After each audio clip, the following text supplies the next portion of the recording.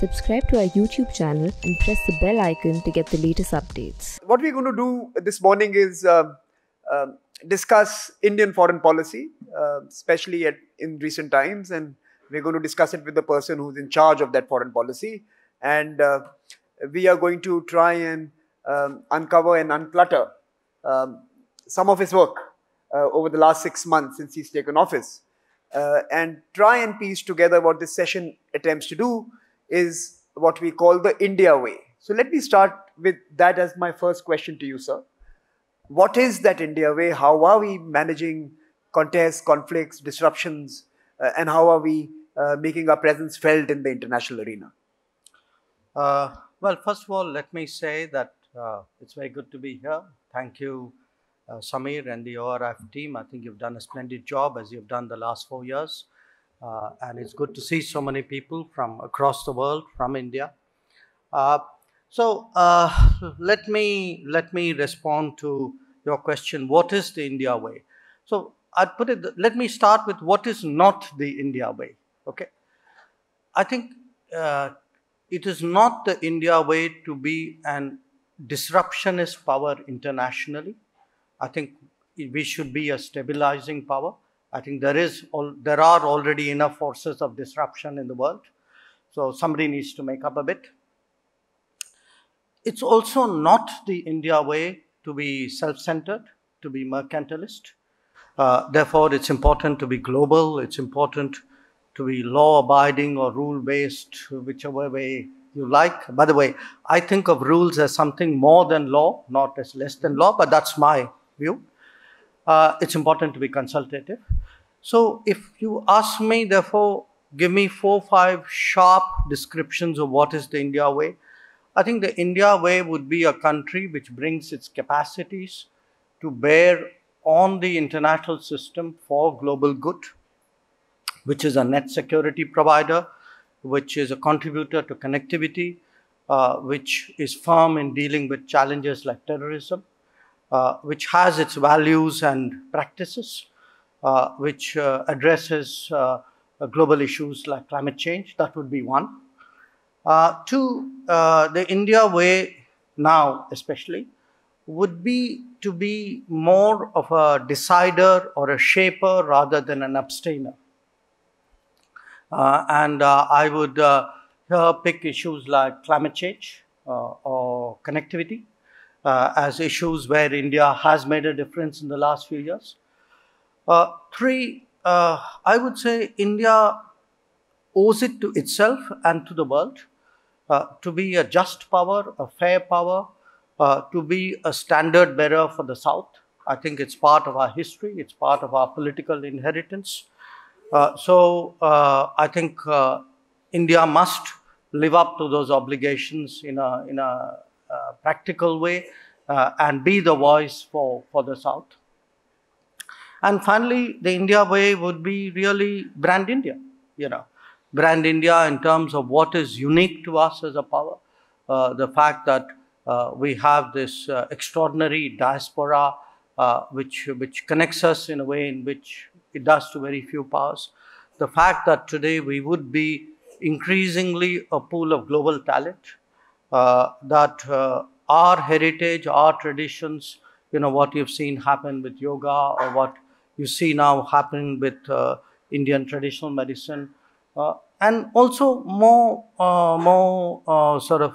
in a more modern way, I would say shaping the discourse, even the international relations discourse. That, the concepts, the ideas, the debates, what is it that India will do? I think there are obviously, the India way will be tested against global issues. Global issues like connectivity, maritime security, climate change, counterterrorism, democratic values, technology challenges of the kind which was discussed this morning and yesterday evening. I think all of that is part of the India way. So, sir, let me dive into a couple of issues that you have described. Let's talk about India as a contributor to some of the global aspirations, global infrastructure, global connectivity projects. There is a assessment that we make these big claims of being an actor in the connectivity space, we don't deliver. we don't know how to complete projects. We are good talkers. We are not great builders. I think it's a somewhat unfair observation, and definitely with regard to the last 5 years, an extremely outdated observation. And I'll tell you why. Right now, let me take the last 5 years, okay? We have, by my estimate, 142 connectivity projects in different parts of the world, 53 of whom have been completed in the last 5 years. You said we don't deliver. So let me start with the neighborhood. What is it which we have delivered?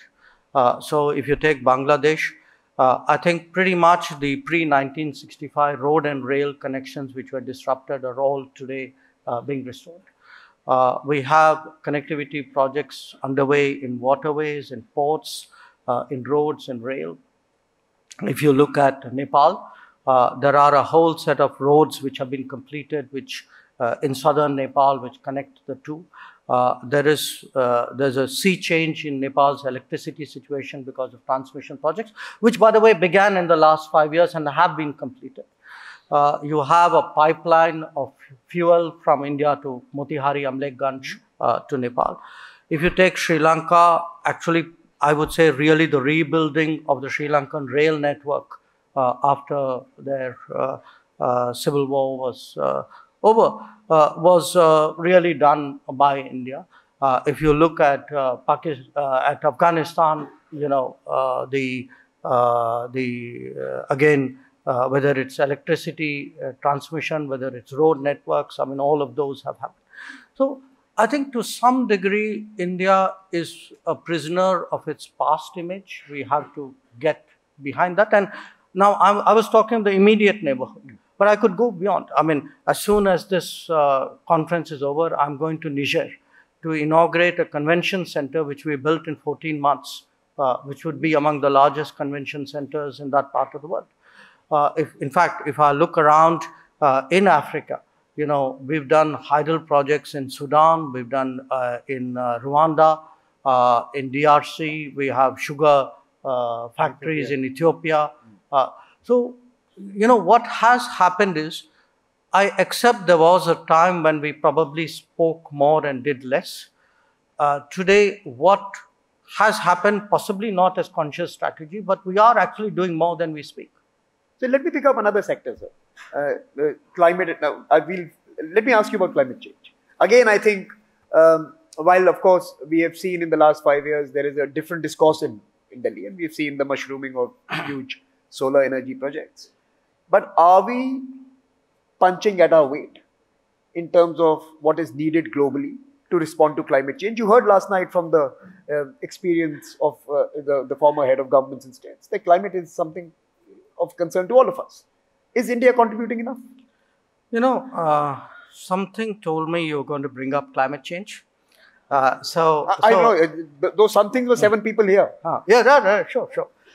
So you know what I did was, I got the climate, it's called the Climate Action Tracker Rating List. Okay, I don't know how many of you have seen it, but if you haven't, let me read it out for you. This is how you know the climate change policies, actions of governments have been rated, and this is, by the way, a December 2019 rating. So the highest category you get is something called role model. Okay, so the role model, by the way, is Morocco and Gambia. Okay, then the next category are countries who have kept to the Paris Agreement 1.5 degree compatible commitments. Now here's the list, okay, and this you'll find very interesting. Philippines, Kenya, Ethiopia, Costa Rica, Bhutan, and India. Okay, I repeat, Philippines, Kenya, Ethiopia, Costa Rica, Bhutan, and India. So now who goes into the next category? 2%, 2 degree. Switzerland, Peru, Norway, New Zealand, Mexico, Kazakhstan, EU, Canada. Next category, by the way, they give up on the numbers, they just call them insufficient. This is This is UAE, South Korea, South Africa, Singapore, Japan, Indonesia, China, Chile, Argentina. That's pretty much our attendee list. Yeah, the last category is really diplomatically worded. It's called highly insufficient. It's United States, Russian Federation, Saudi Arabia, Turkey, Ukraine, and Vietnam. So does that answer your question? Partly. Okay, I'm going to let you ask him on that. Okay, so let me move to the next thing that you raised, technology. That was another area that we spoke about yesterday. Now, as someone who engages with the technology sector and who came from the technology sector, I sometimes feel that we hear this huge buzz and conversations around the US tech, China tech as being the dominant ecosystems that are defining the 21st century. And I feel sad sometimes that we have not done enough through our international engagements to promote what is clearly a strong sector, the India tech. We are creating bottom of pyramid solution, and I know about that.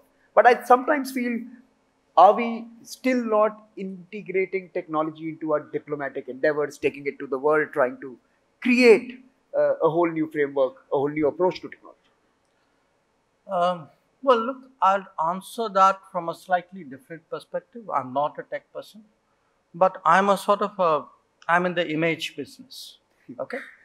And what happened was, between the dot-com revolution and Y2K, the image of a techie Indians actually took firm root all over the world. I mean, many of us who were traveling and working abroad actually saw in those 10 years how Indians were perceived very differently. But your point, if you look at today, sources of tech, where is the innovation, I would accept that we didn't move to that next level. And my guess, and this is in a sense the intuitive feel of an outsider to this domain, would be that possibly because the kind of attention today that we are giving to startups and we are giving to digital development, what has come in the last 5 years, if it had come earlier, possibly we could have been sort of higher up the chain. But I still believe that the digital domain is ripe for catching up. I think it's everywhere, including from revolutions, there's a theory of the late entrant having an advantage. My sense is it is conceivable, if we go the direction we now seem to be going, that you could perhaps in the 8th or the 10th edition of Raisina, we could be having a very different conversation on this. Let me expand that question a bit. Recently we read in the newspapers, you have actually created a division within the ministry, which is looking at emerging technologies. And again, I want to pose a question. Is that a zero-sum division that is trying to protect India's sovereign interests in the new technology domain? Or is it a division that is also going to be promoting India tech and taking those technologies to the world? Look, with a development and a digital public goods focus that the Prime Minister spoke about some months ago. Well, first of all, the technology division we've created is in a ministry which, by its very task, mandate, is a promotional ministry, is an analysis ministry. So it's not a regulation issue. What is our thinking behind that? I would say there are two broad elements. One, there are technologies which are strategic by their nature. Okay, and it's important for a ministry which analyzes foreign affairs, which contributes to national security, to have a set of people who are competent and trained and focused to analyze those strategically relevant technologies. The second is, there are technologies which, when in the hands of strategic players, become strategic. So Some of it is the nature of technology, some of it is the user of technology and the deployment of technology and the intent of technology. Some of it was discussed by the panel yesterday. So I think it's a mix of that. Today we can't, I think it's no longer realistic to deal with technology as economics, which used to be the old-fashioned way 20, 30 years ago. Today, technology is very much strategy, and I think we need to, that's what, in a sense, we are responding to. Moving from domains to geographies, I think that we also yesterday in the opening session and in the dinner conversations heard about important developments that will implicate all of us. Mm-hmm. So let me start with, since I can see Foreign Minister Zarif here, let me start with Iran. And you're someone, if I remember correctly, you were in DC and then you were in Iran. That was scheduling. Okay, so no, I'm not implicating your travels to what happened, but what does India do? At this moment, are we a bystander and an onlooker? Are we someone who's going to be implicated by what's happening, or are we going to be shaping what's happening? And I think that's the question that some of us are asking. Well, look, I think you would get a small part answer from me. You would get a larger part answer from Minister Zarif. But I would say this, where the United States and Iran are concerned, these are two obviously very individualistic, independent-minded players. They have had a fairly recent history of dealing with each other.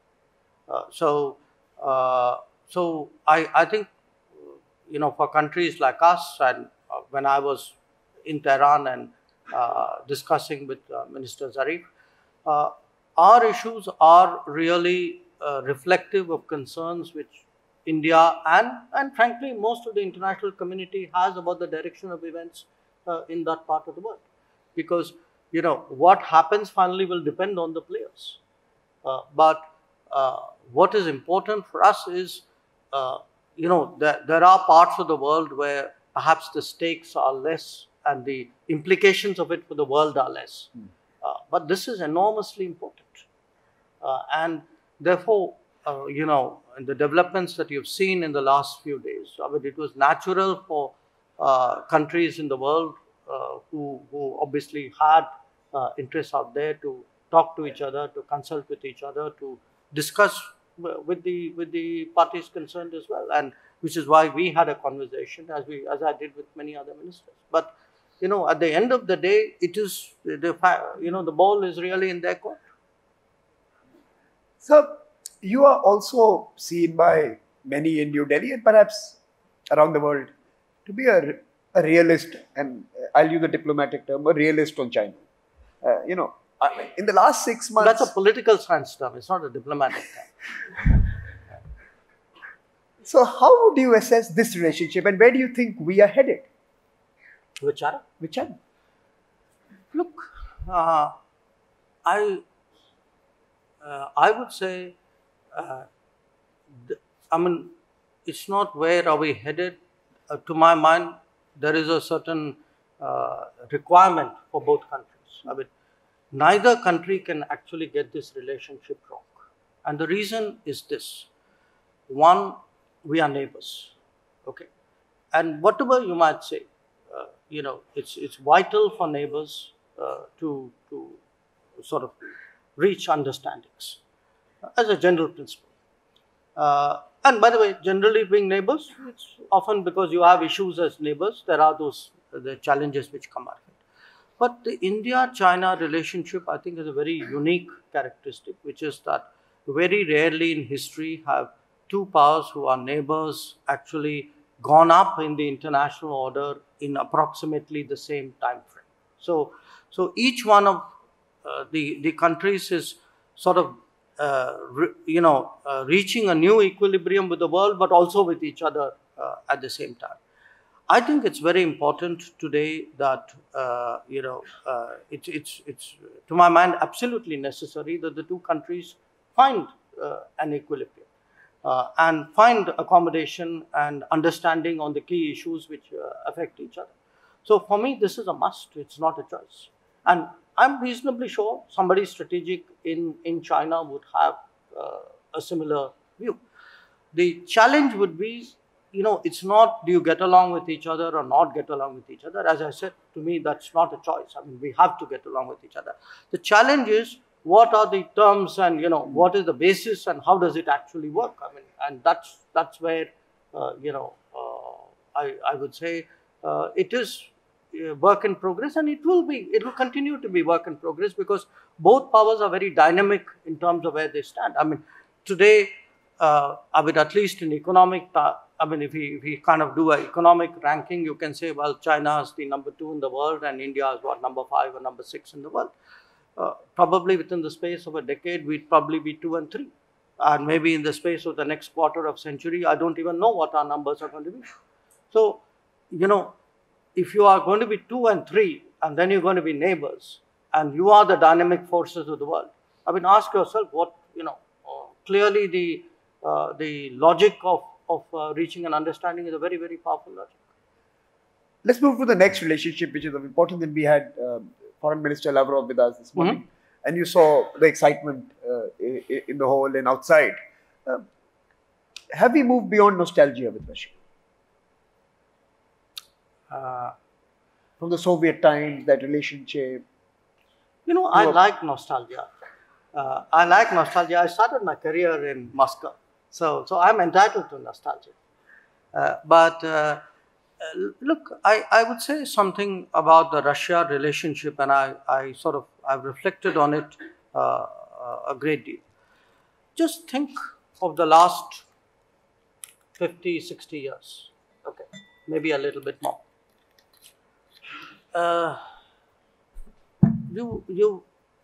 All the major centers of power have had fluctuations in their interstate relationship.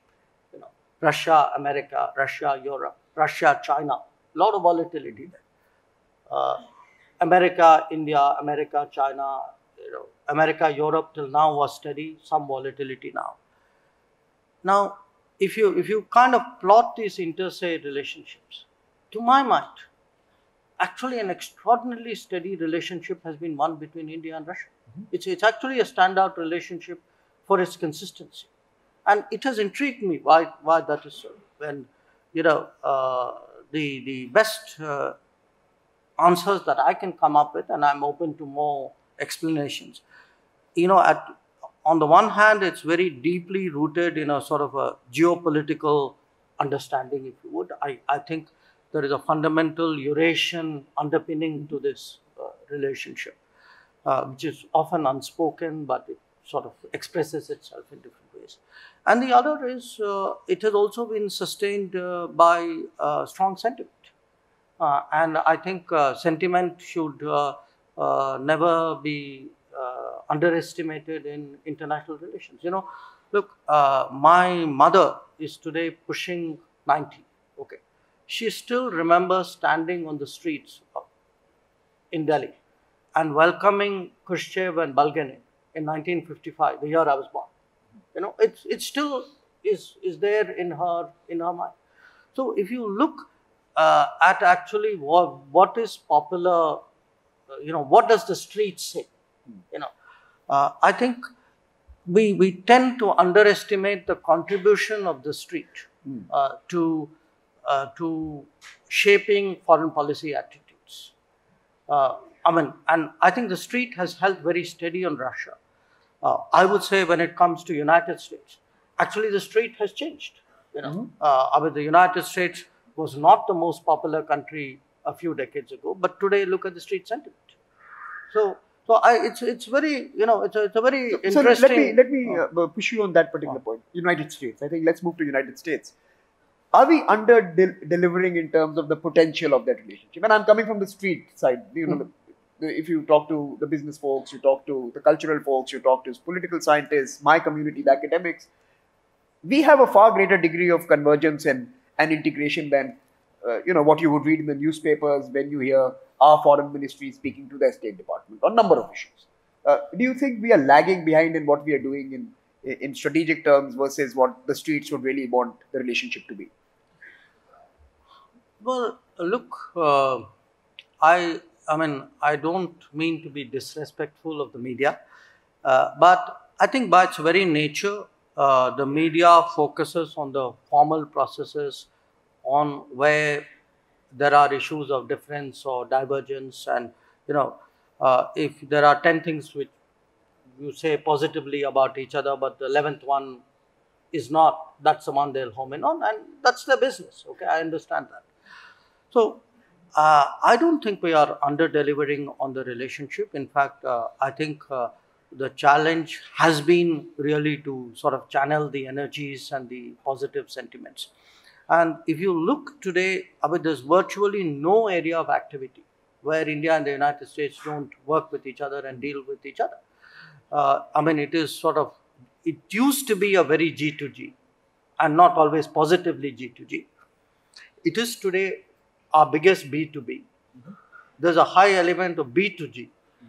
There's a T2T, tech to tech. There's a P2P, people to people. So, I mean, you tell me, I mean, I pick a sector and I will show you something substantive happening in that relationship.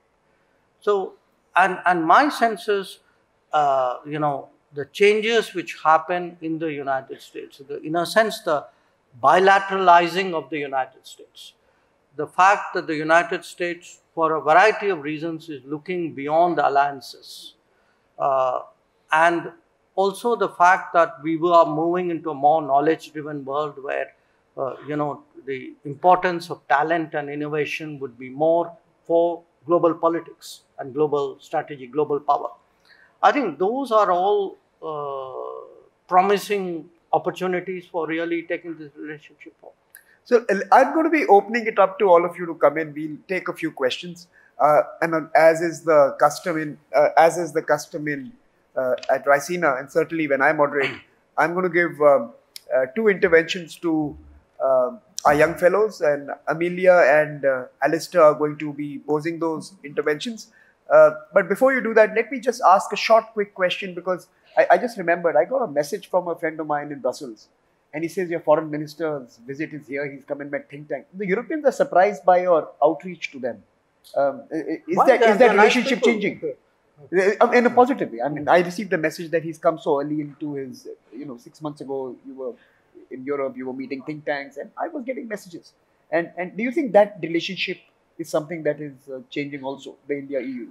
Look, I mean, if you you said we have, I forget the word you use, under-delivered or, underperformed in a way. You asked me if we underperformed with the US. I think actually, if you ask me if there's a relationship where we are underperforming, very honestly, I would say it's much more with Europe. And I think both sides need to focus more. I mean, Europe, actually, if you take the European Union as a whole, I think it's actually our largest trade partner. It's actually our largest financial partner. If you can estimate tech with some index, it would be a very substantial tech partner.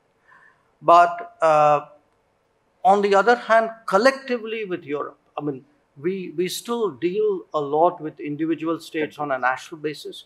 I think collectively with Europe and also with a lot of not so large European nations, I think there's enormous scope to grow. There's scope to grow because, whether you look in terms of technology, best practices, innovative solutions, opportunities for business both ways. Even look, there are places in Europe, I mean, Indians are going to be traveling more.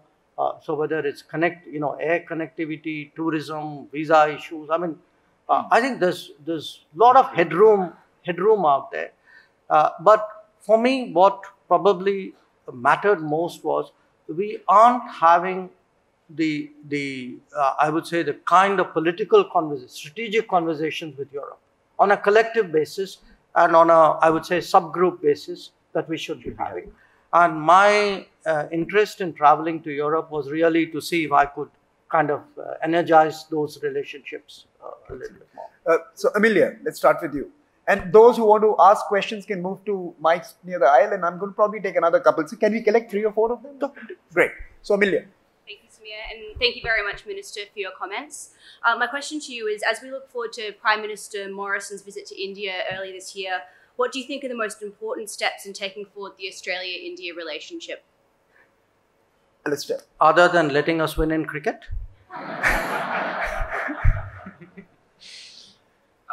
So thank you very much, Minister. You spoke about the Indian way, the importance for practical actions in the China-India relationship, but also now the need for strategic discussions in India's relations with Europe.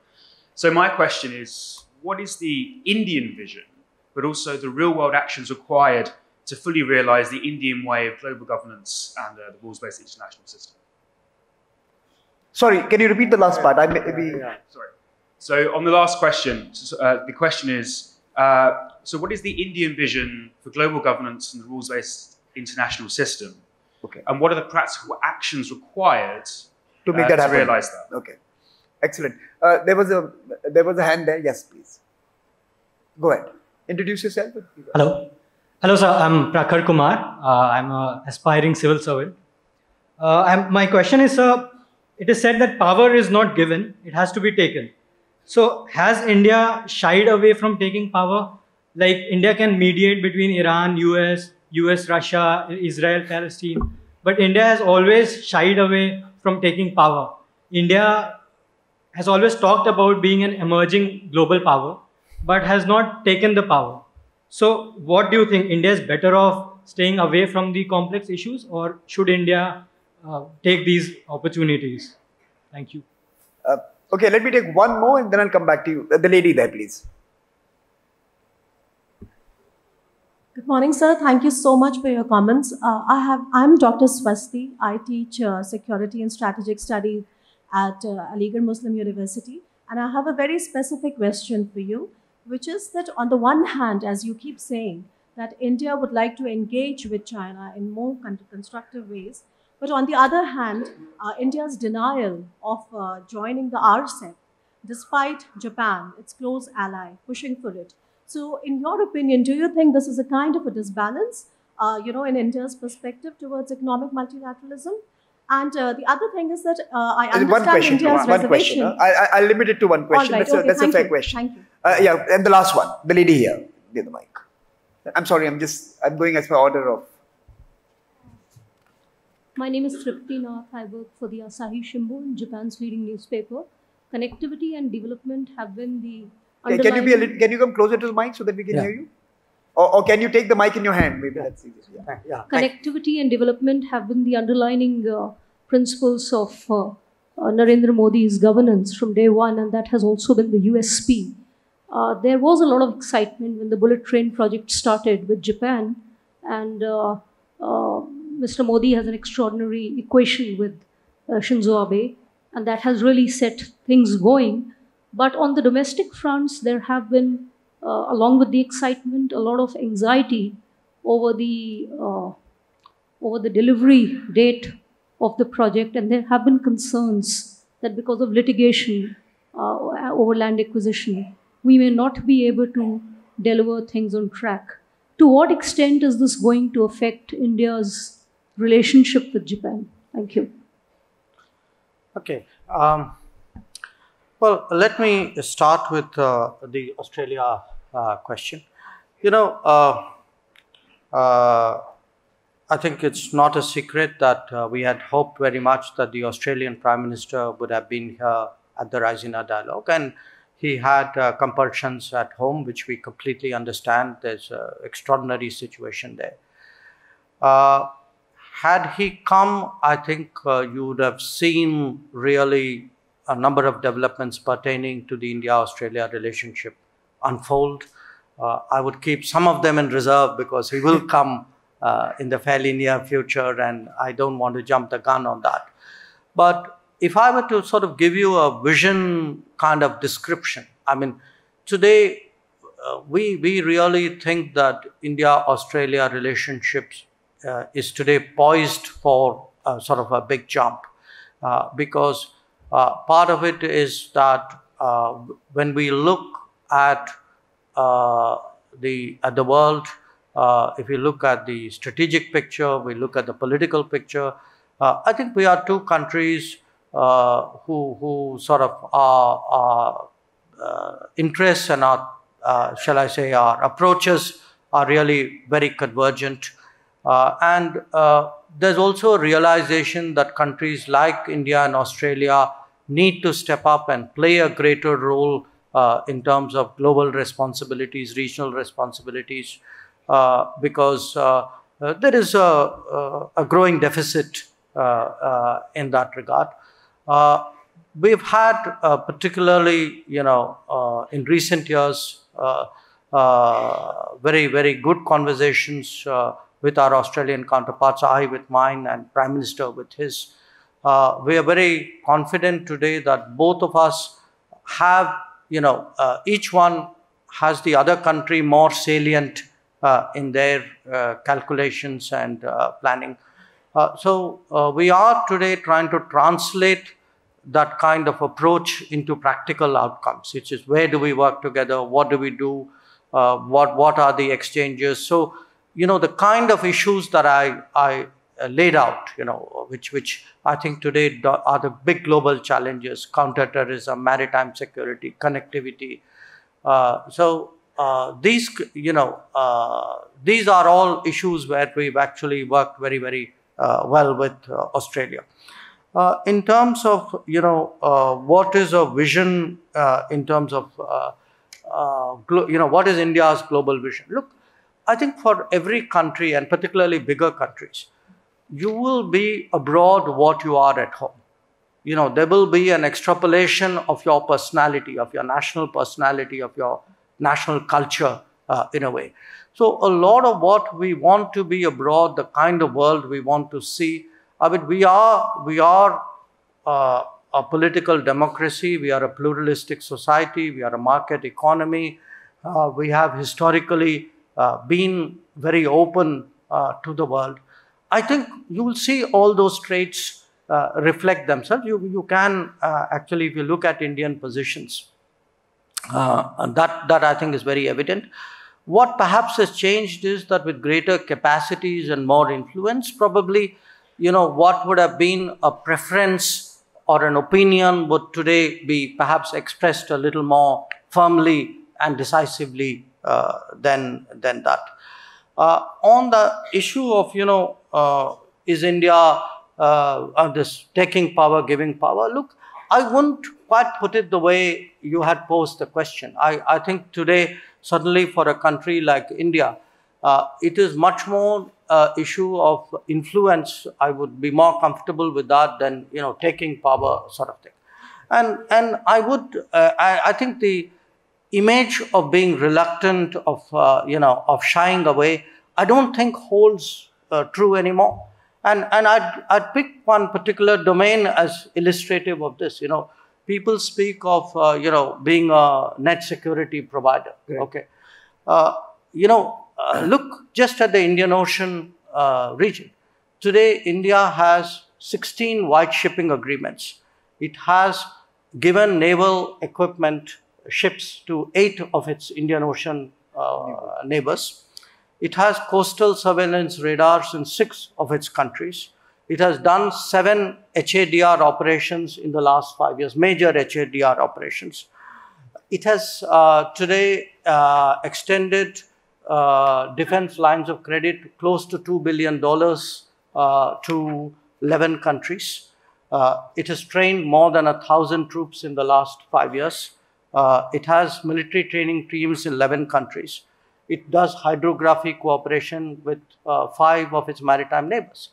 So I put that to you saying, look, this is a practical example. I'm giving you numbers, region, places, which shows really where our influence is going. Regarding the RCEP, where RCEP is concerned, at the end of the day, RCEP is an FTA. Okay, it has to be evaluated on its trade merits, its gains, and its costs and its benefits. I think the bottom line at Bangkok was that the offers that were on the table did not match up to what we thought were our bottom line requirements. We haven't closed the door on it, but the fact was there was a gap, and there was a substantial gap out there, and therefore we took the call that we did. So the ball is in the court of the countries concerned, whether they make it worth our while. But we would evaluate RCEP at the end of the day on the economic or the trade merits of RCEP. And finally, the high-speed rail question. Look, big projects will have problems. Projects don't come easy, and particularly projects which involve, land and construction and so on. So I won't, to be honest, I don't have such a detailed fix as to give you the sort of answers like timelines and so on. But my broad sense is that, look, both countries are committed. It's a prestigious project. It's a major project. It will make a technology difference in India when it comes in. And certainly, I would imagine both countries will do their utmost to find something which works for both of them. So, time is up, but before we go, I have to ask you this question. Since you took charge as the foreign minister, we've had interesting times in India. The Kashmir issue, the Citizen Amendment Bill, shutdowns, etc. What do you tell the world when you go out? About them? Lots is happening here. I'm sure people ask you questions, right? They are real questions.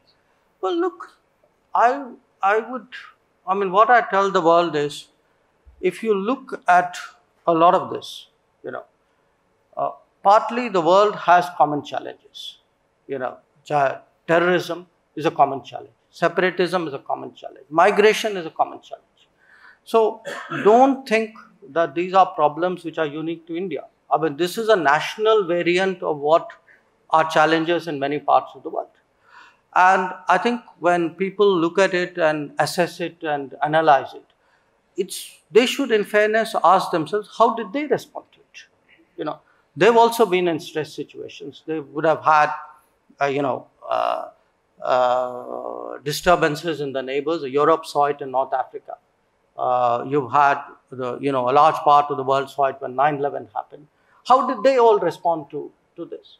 So when you look at a country like India, which is dealing with these common challenges, the national variant of those common challenges, I think it's important to in a sense, reflect on your own way of handling it. Even something like naturalization, what is the pathway that other nations have taken in regard to naturalization of people? I think it's worthwhile looking at it. What are global norms on a lot of these issues? So that's one thought. The second thought would be, don't get fixated on the dots and forget the line. There is these are important issues. I'm not understating them. But at the end of the day, they reflect a mindset towards governance. And a lot of what's happened in the last 6 months are sort of in the political sphere. But the same mindset was also evident when it came to socio-economic issues, when it came to issues like gender gaps, when it came to sanitation, when it came to urbanization, when it came to skills, digital, etc. So the bottom line is, are we going to sort of just inherit problems, multiply them and pass them on? Or are we going to deal with at least some of the inherited problems and probably leave the people who come after us better off than when we came to power? I think that is an issue. Obviously, people ask you these questions because we live in a connected world. No country is an island. I don't have any problem with that. I think people are entitled to have opinions, but people are also entitled to have opinions on other people's opinions. So I think life should be a two-way street. I would say, this conference, for example, has often spoken, one of our themes has been rebalancing of the world. Okay. I think issues like this, what am I doing? Fine. You are free to comment. But I also would respond and react to all of that. And for me, one aspect of rebalancing where India is concerned is, today, are we going to define ourselves, or are we going to let other people define us? I would like to believe that it's the first. Certainly, that's my political outlook. It's the political outlook of the government and of my party.